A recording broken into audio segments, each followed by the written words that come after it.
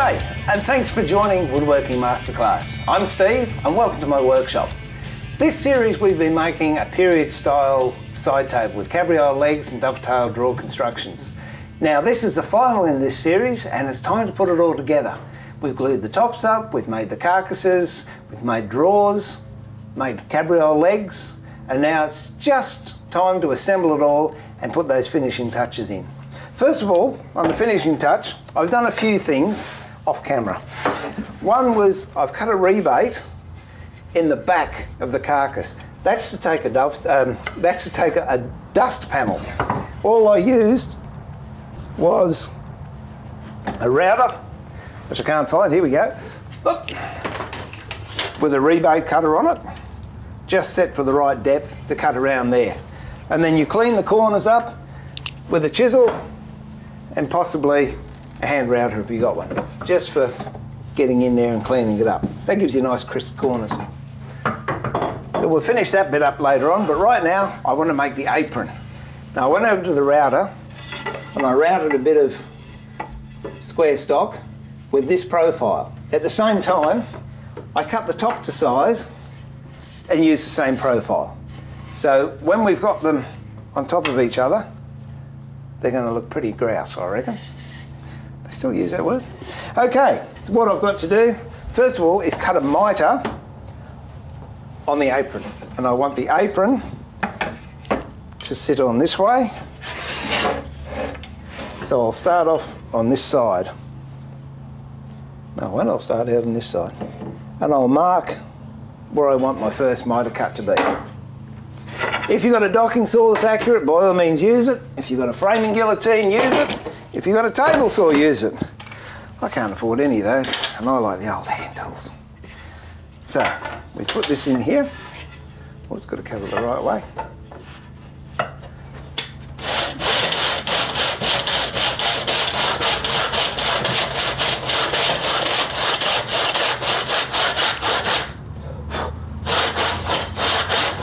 Even a battery operated saw will let you down, but one of these won't. Okay, there's my mitre. Pop it in the vise. Very closed mouth on my block plane. Just clean it up so it's nice and crisp. Get any of the furry bits off, and there we have it. Now I set that up on my carcass and I work out how much of projection of this quirk I want. And I don't want that much, about 1.5 mil would look nice, I reckon. And then I mark it right on this corner. And then I do the same procedure. Cut that and clean it up. For the sides, I use the same method, only I leave the sides a little bit longer. I've got a set I did earlier. And you can see that they overhang a couple of mil. Again, that's for if you miscut on the front or the angle's not true, then you've got a little bit to play with and you can continue to cut your angles without wasting all that timber. So we'll just put this on. I pre-drill and countersunk. If you're using self-drilling, that's fine. But I've got a lot of slot screws over, so I use those. I always use a little bit of soap when I'm putting screws in. It helps lubricate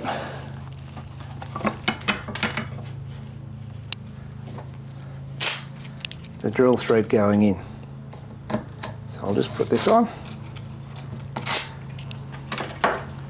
Line up all the holes. Whoops, forgot my soap.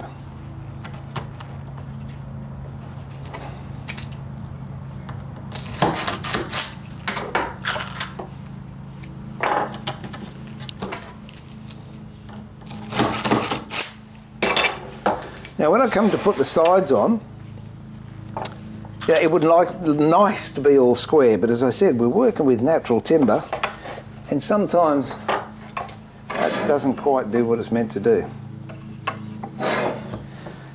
So I put the first one in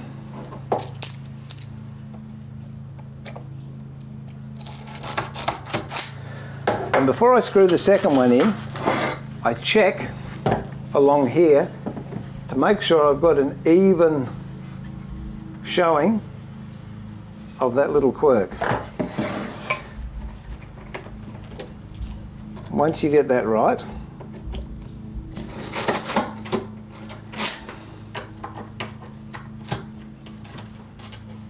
just set the screws, which I'll set shortly. Just put these two in. Same thing. I put the front one in,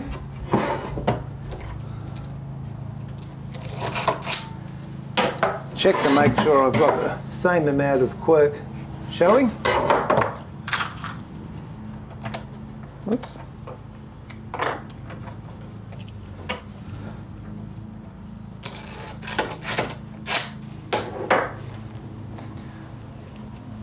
Use a normal screwdriver for this. When you're putting these side ones in and you're tightening, actually put pressure on the screw inward and that pulls the corner in. Same with that front. And then set the screws so they're all facing the same way. And then you're going to have to cut another piece to go on the back.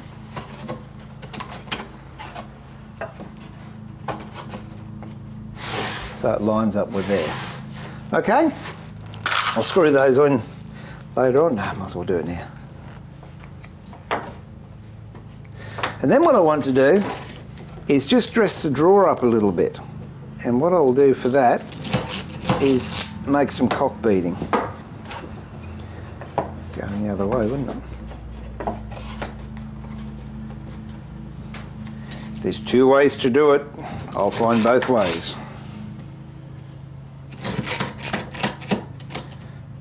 Dress the screws. By the way, if anyone's out there and they've got some 1¼ by 8 old-fashioned slot heads, I'd be interested. All right, that's the apron set up. Now let's move on to the cock beading on the drawer. Again, you can use a router bit to make this, or you can use a Stanley 45 if you've got one. It's just made on a piece of timber and rounded over, and then I slice that rounded bit off with a bandsaw, and then slowly or gently sand the back to clean it all up. The stock I use is generally 3mm, and at this stage all the safety guards and feathers that I would normally use have been removed, just so you can see what I'm doing. So always remember safety first, follow manufacturer's instructions.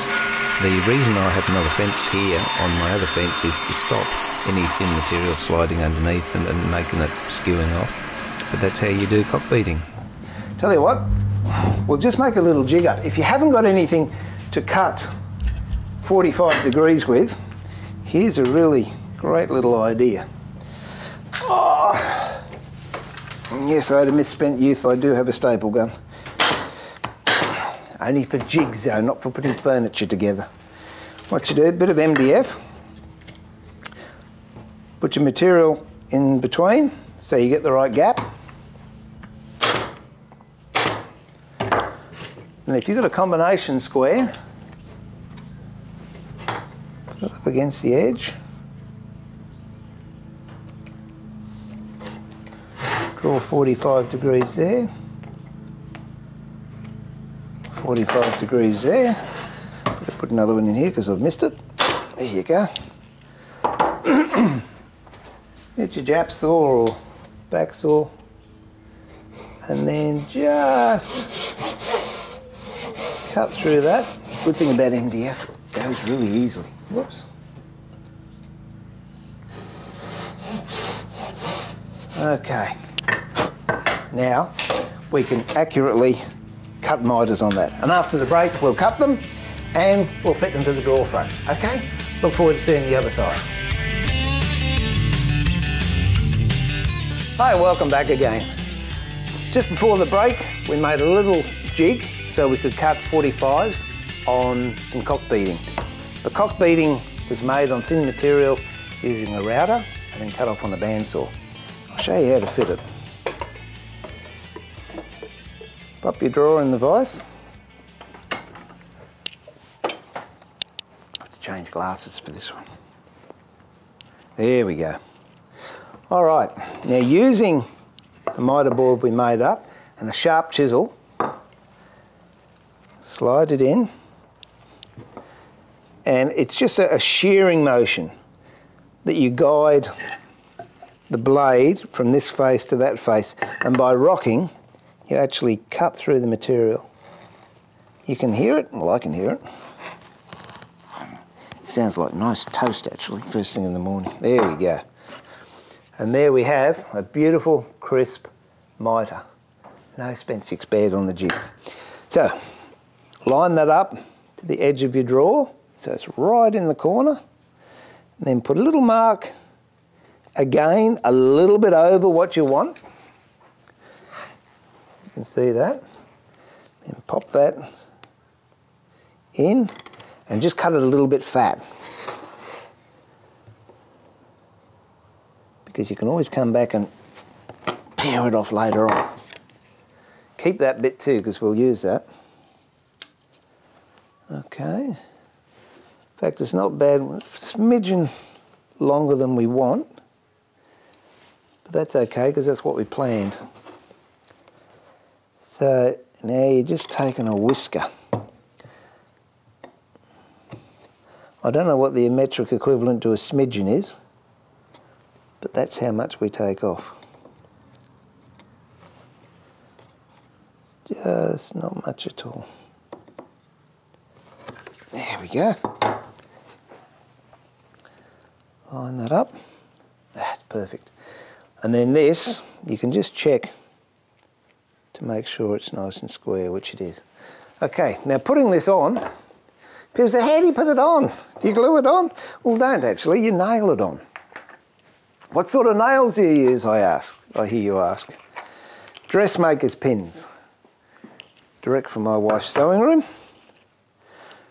Now, glasses.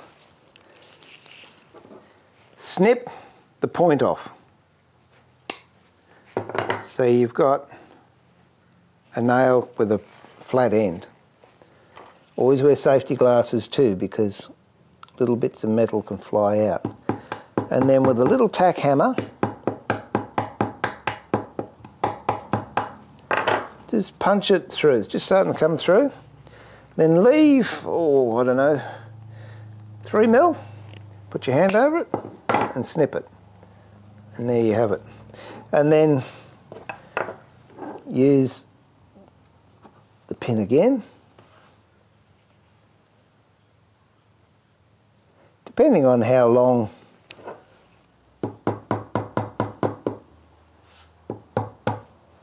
that one went. You want to see that? This will tell you what, it's a big budget, this program, using all these pins. Okay, we'll do it again. But these are the finer parts of furniture making that I think sadly is being lost today. So do about 3 or 4. I'll tell you what, I'm not having much luck with those pins, am I? It'll come out of my salary. That's it. I'll wash the wife's car in the weekend, it'll make up for it.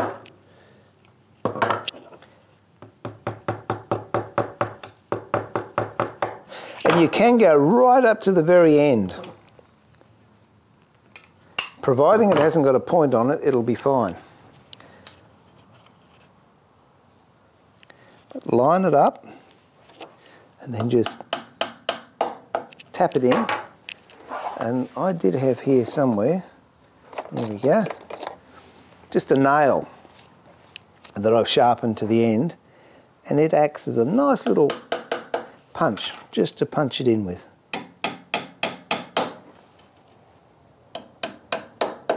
So that's how it's done.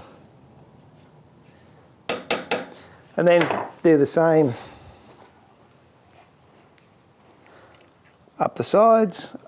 What I would do is put both long pieces on first, and then I do the sides.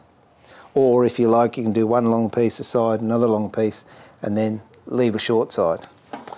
But that's the process for cock beading. Now what I want to do we fit some drawer stops, because we made this drawer, and as you can tell, even though we did a good job on the drawer,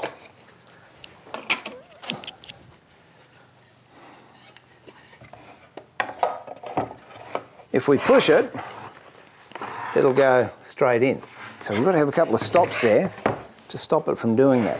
The best way to fit them, I've found over the years, is to put them in at this stage, not when the cabinet's completed. So all you need is a couple of small little bits of wood. Make sure they're nice and dressed and they don't look daggy. A couple of spacing blocks, whatever you think is a fair thing. A dab of glue, which is up here. And what you do is make sure your drawer front is flush. In fact, I would fit these before I finish doing the cock beading. So see how that's nice and flush, you can feel it? So now just a little dab of glue, whoops, not a litre, just a dab on both of those, under the bench. Then, I don't know if you can see this, but I'm going to put a block in here, and then the drawer stop up against it. Can you get that shot? You see that? Okay. So do that to both ends and make sure that the drawer's set up.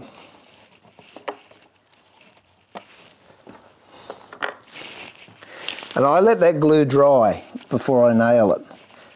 When it's dried, then you can pop a couple of nails in it to keep it fit. Okay, so that's our blocks done. The other thing we've got to do is make a back panel. Now I'm using about 3mm ply here. And as you can see, that's a nice fit. So we've got to screw that in. And the other thing is to make a dust panel for the bottom. Using the same ply, make sure it's got a nice face to it. Sand it so it's all nice and smooth, and then cut it so it fits in there nicely, and then we screw that in. And at the same time, we can take these off, because you haven't glued these yet, and cut them flush so they're nice and neat there. When we're gluing these, it's just a dab of glue on the corners and a dab of glue on the inside, and no glue up the side, for the same reason we did that with the kickers. All right, after the break, we'll get the legs on and we'll finish this off. See you then. G'day again. Okay, now we're fitting the legs. It's just a question of setting the leg in just underneath the corner of your apron, so it's not protruding, so it's just underneath. What I do is I use plugs, so I'm going to use a Forstner bit here to give me a recess to put a plug in. And these little plugs, you can buy a plug maker, and they just, I don't know, just add that extra little bit of finesse to your job. And then I go in with a very small bit, which is for my actual screw to bite into, and then I'll do a clearance hole on the ear so there's no pressure on it. Okay, unfortunately I haven't got any slot heads, so I'm using Phillips head, but still a little bit of soap, pop it in there and tighten it up. And then with these, just put a little bit of glue there, spin it around. There's a knockometer. And you just tap it in like so. So I'll put the other 3 legs on, and then all we've got to do is fit the top. So I'll be back shortly.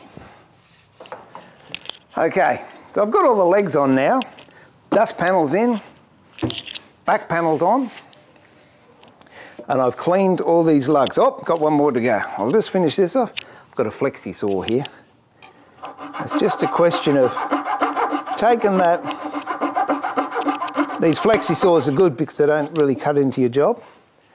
Might need a bit of a chisel just to pare that back. That's it, all nice and flush. Clean it up with a bit of sandpaper. So they're all nice and flush. All I've got to do now is put the last couple of screws in for the top.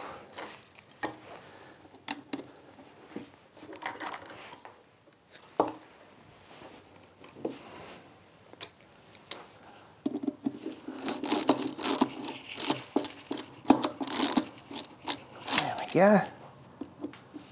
One more here. Because the opening's so small, you actually have to put these in on an angle. That's why I don't like those screwdrivers. Okay, so we've got 4 legs, carcass, back panel, apron, top.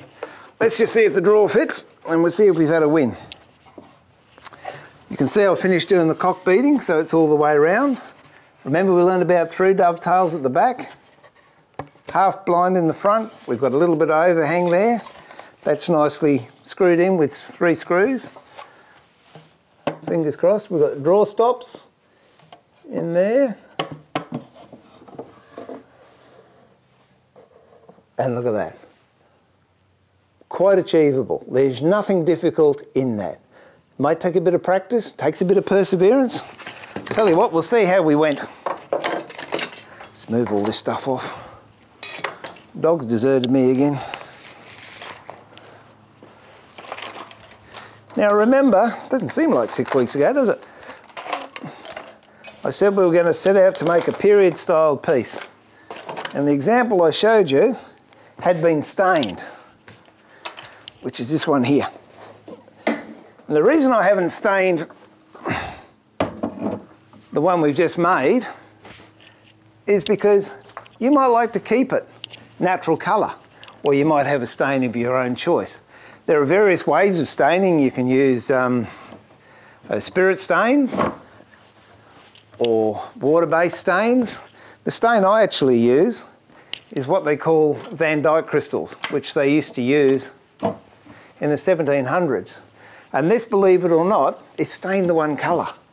It's got 2 coats of Van Dyke crystals on the body, 1 coat on the front of the drawer, and nothing around the cock beading.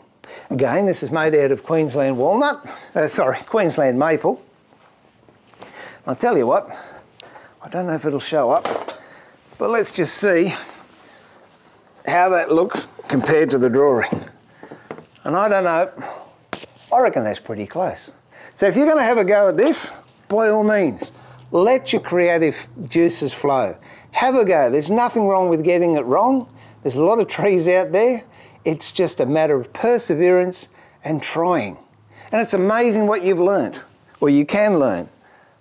You'll learn how to use spoke shaves, hand planes, how to read timber, how to use chisels, how to sharpen chisels, how drawers are constructed.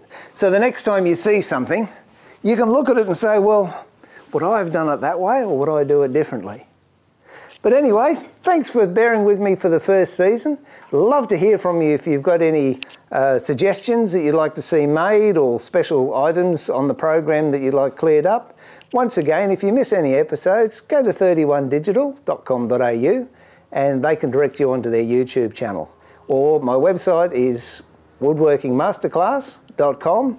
Send me an email. Love to hear from you. Keep it sharp, keep it safe, keep on creating, and remember, there's no such thing as bad wood, only good wood. All right? Thanks once again. I look forward to seeing you next season. Till now, it's Steve saying, I'm going to pull the shed door down on the workshop for yet another night. All right, bye for now. Have fun.